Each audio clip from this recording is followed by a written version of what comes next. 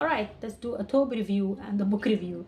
So this tobe is called Total, and the story of it is the first total that I've got after being married. Now, when you're married in Sudan, oh sorry, a total is like a fabric which is made out of cotton. So this is like a tobe made out of cotton. We call it total. It's cotton or cotton mixed with polyester. This is what we call total.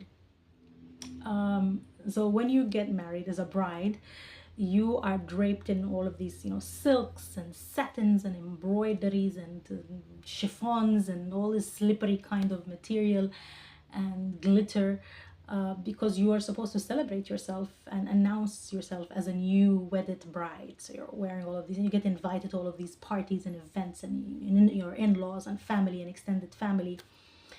And I had a lot of issue with these tobes. They were slipping, and I was like, ugh, it was a nightmare. And I was so happy of getting this tobe, which is more for like casual events or quiet events, and or when you pass the mark of being a new bride. And I was like, "Ugh, at least this is manageable." And I remember this is one of the first tobes that I got, so I really love it. The book that I want to review is, and I really wanted this to be the first book that I review, is called You Have Not Yet Been Defeated by Alaa Abdel Fattah. Alaa Abdel Fattah is one of the most prominent figures of the Arab Spring, the Egyptian Revolution in 2011. I think it's a software engineer or designer, and is a brilliant writer. He has been imprisoned for over 10 years under the Sisi regime for what we all understand are trumped up charges of spreading fake news. And even though his sentence or his term has ended, the regime has continued to hold him in prison, because we know in these oppressive regimes, prison or detention is not used as a means of presenting you to justice, but it's a means of punishing you. His mother has started a hunger strike. I think she's crossed the 100-day mark, almost, I think 200 days. Yeah, I stand in solidarity, with her, and hoping that we all witness a day where Alaa is free. If you want to follow news about him, just follow the hashtag on Twitter, Free Alaa.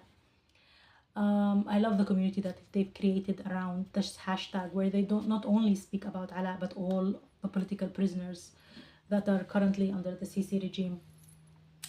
So this book is a collection of tweets, posts, articles, and interviews with Alaa.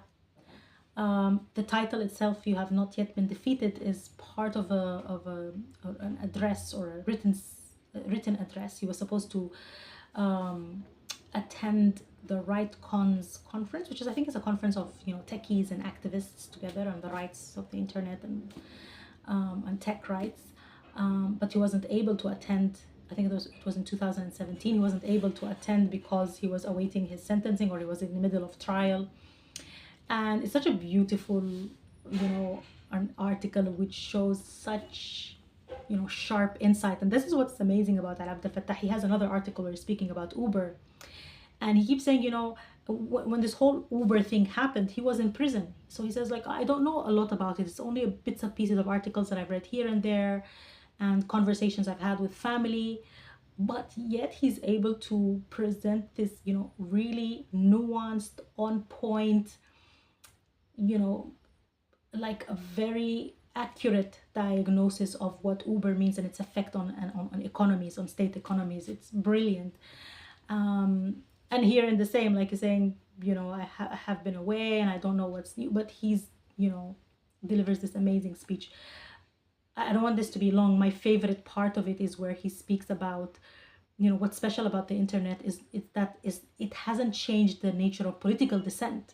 Because political dissent, you still have to organize, you have to protest, you have to march, it's still the same. But what it has changed is the nature of social dissent.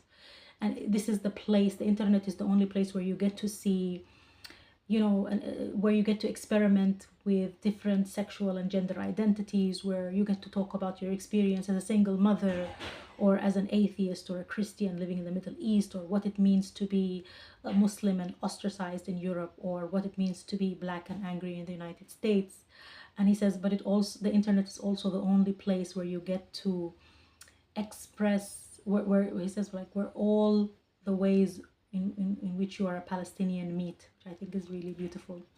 And speaking about Palestine, one of the first articles of the book is about Gaza. And I remember reading it and not understanding, like, it's really beautifully written, and when I say beautiful, I mean stylistically as well. It's called Gaza on Being Prisoner to Your Own Victory. And it speaks about his first trip that he took to Gaza right after the Egyptian revolution. And, he speaks very candidly and very openly about what he's viewed there, whether it's critical or whether it's, just being amazed. And I remember him saying, like, that, like, the Zionists withdrew from Gaza and decided to place a siege on it is because they were defeated while they were occupying Gaza, because Gaza is resilience everywhere, and they couldn't handle this resilience that is everywhere. And he says, what is a Palestinian? It's a person who tries to live a normal life in the most extreme conditions. And I kept saying, like, oh, well, I don't get this. But then, when October 7th happened, and the aftermath of that, you get to see these videos, like, amidst this destruction and the rubble, you see this, the young girl who's doing the cooking recipes, or that young man who was martyred, who waters his plants and takes care of his plants every day, or that young girl who shows us her art and her paintings every day. And you just see this amazing resilience. And these little acts are acts of victory, of living despite this superpower that wants you to die. I know I don't want to romanticize the destruction or resilience, but I do understand what I'm saying. And he also ends this collection of articles with a very beautiful article called Palestine on My Mind.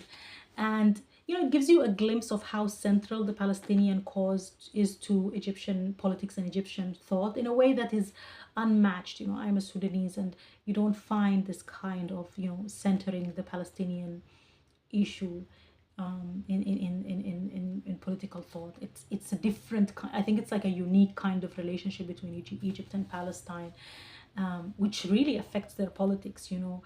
A lot of political parties derive their legitimacy by how much they stand or defend or represent the Palestinian cause, and also a lot of them lose their legitimacy by how how weak their stance is towards the Palestinians. It is, it's very interesting, this dynamic. It can't be replicated. It's only in Egypt, and then also like Lebanon and Syria to a great extent.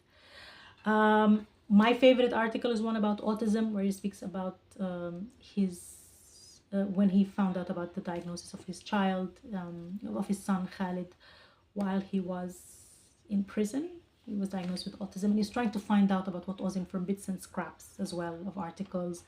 And he draws this amazing comparison, which I don't want to, I'm already almost in 10 minutes, but it's really beautiful, where he speaks about what is known as the hidden curriculum, which is the biggest challenge for a person who was diagnosed with autism. And the hidden curriculum is like is how, is that surface level kind of communication that we maintain to maintain our relationships with each other. Like saying, hey, how you doing? Hey, I'm fine. Where you actually, when you ask somebody, hey, how are you? You don't really want to know how they are. It's just, like, what do you call it? It's just a way of speaking. But a person with autism would, if they were to answer that question, they wouldn't say, I'm fine. They would give you an accurate, detailed, or true expression of how they are. And then, and he says, like, well, the question is, should we teach people with autism, these kind of, mannerisms, how to respond to these surface level kind of communication, and tell them that they're not true, they are fake, but it's a way to maintain, communication with each other. Or should we encourage this truer and different and deeper kind of level of communication? Should we switch, and allow these truer expressions?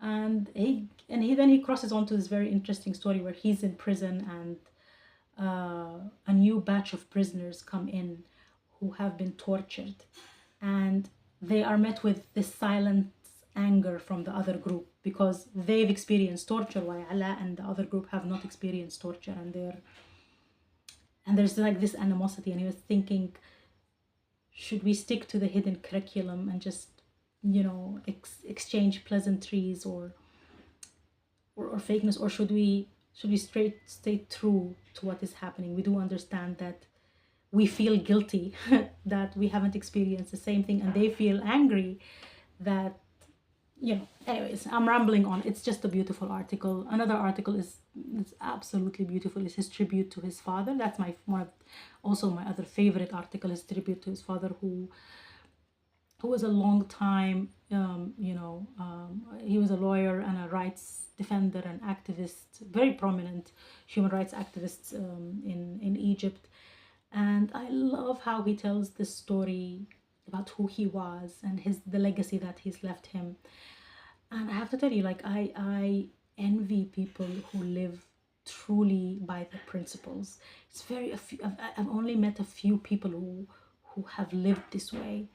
And I always found that they live such a rich and true life.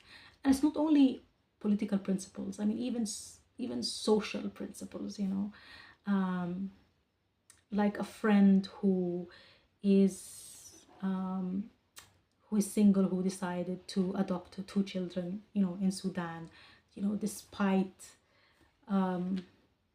social constraints, but she lived true to herself. And despite those difficulties, I can see her living this true, joyous, happy life. And I just hold so much, it's delightful, but also like a bit of envy for that. You can find this book on Amazon, Kindle. I ordered mine from Booktopia here in Australia. It's around $30 to $24. Actually absolutely worth the read. I usually don't recommend books. I just tell you about books because it's also good to know about who's writing what and what's around and what are other people reading. But I think I do recommend people get this book.